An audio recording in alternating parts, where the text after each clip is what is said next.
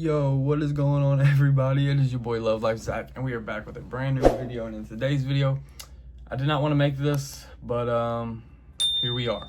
As you can see from the title, I am appealing my fight with Jayden Tunka. I got a majority loss decision, and I think, well, there's a few factors we'll get into, and we will definitely talk about it because that's why we're making this video. I want to make this as short as I can, so I'm trying to make the talking moments just about 5 minutes or so, and the rest be the reactions to the fight, because I'm going to pray I can make that small, but I don't know how to. But first and foremost, I want to say shout out Jayden Tunka. You are a good opponent, and I'm going to rank you right under Jose, only for the fact that I don't feel like you had any power.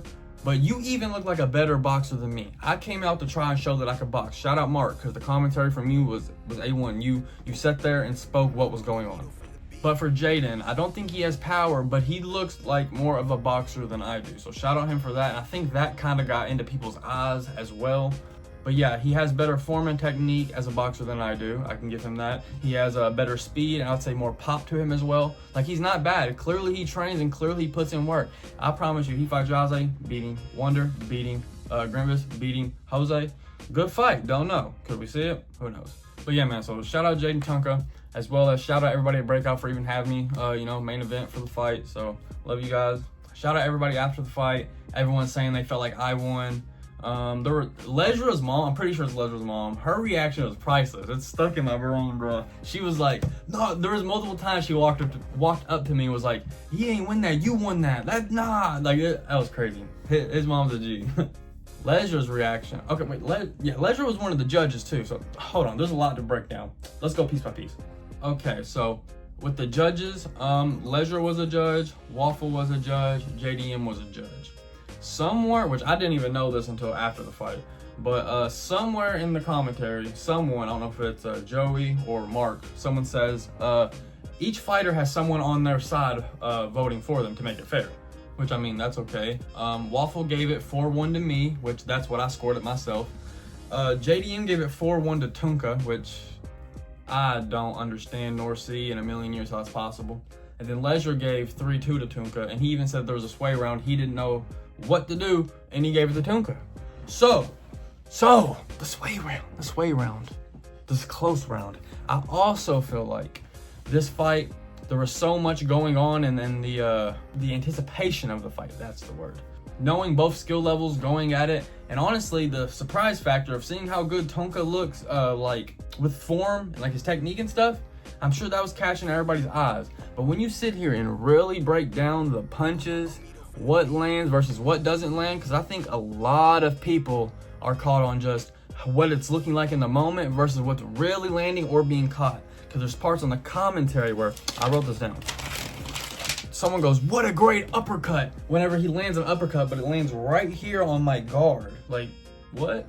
I don't remember exactly how they went about the Jose appeal system. I think they got 5 people total to rejudge it, so I assume that's what would happen here. I'm not sure. I'm gonna figure that out soon. I will keep you guys updated. But yeah, man, it really feels like I won this fight, and I wouldn't even have done any of the stupid stuff if I didn't feel like I was winning. Obviously, I'm there to entertain regardless, but I just wouldn't do that if I wasn't winning, because here we are. And I mean, even at the end of the day, if this does not get turned around, there's nothing I can do, like, except the loss. But as the champion, someone who's undefeated, if you fought the champion who's undefeated, and let's say it's a close fight, the champion normally would already win, because if you're going to fight the champion, you need to outbeat the champion, not compete with the champion. Does that make sense? You need to come and take that shit from him. But if it's a very close, they're normally going to give it to the champion, which that's not what I'm asking or saying. I just feel like this fight is less 50-50 than everybody is saying. I feel like this is more of a 70-30, clearly my fight. But I want everybody in the comments to let me know, whether this is Twitter or on YouTube. Because yeah, everybody who speaks out and says something, obviously that will help me. And if you don't, I understand that too. But as well, if you think I lost, let me know too. Because as far as I'm aware, it's the same circle of haters that stay hating, whether it's Jose, Yaze, Ant, JDP, Garza, Augustine. There's a few little Twitter people on here I could throw in the circle, but it's the same ones after every fight, every build-up, constant criticism, constant something to say, something that's just negative. about your boy. But I understand, because ass whoopings have been handed out. I've done my thing. They've done their thing. Here I am. Here they are. Who knows?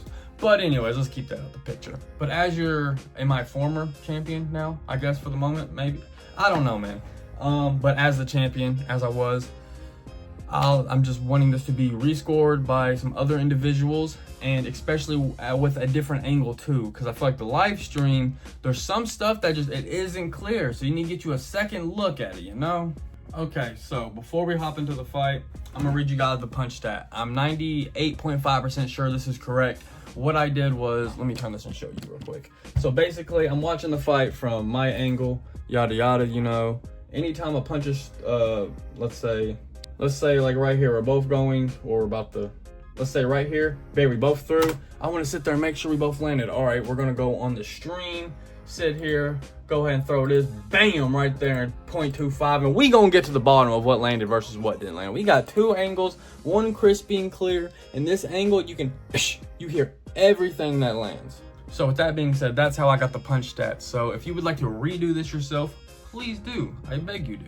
Took me a minute, so enjoy.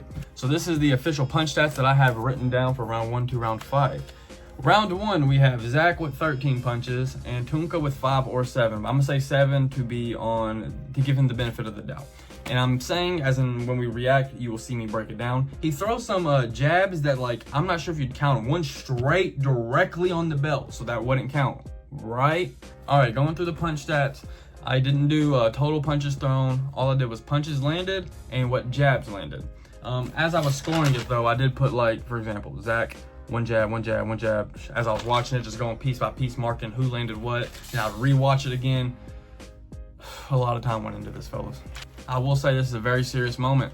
As someone who is undefeated and had the belt, I feel like I have every right to sit here and protect what I've worked for. When I feel like this isn't the correct outcome that was supposed to happen, it feels like this was my moment and now it's not.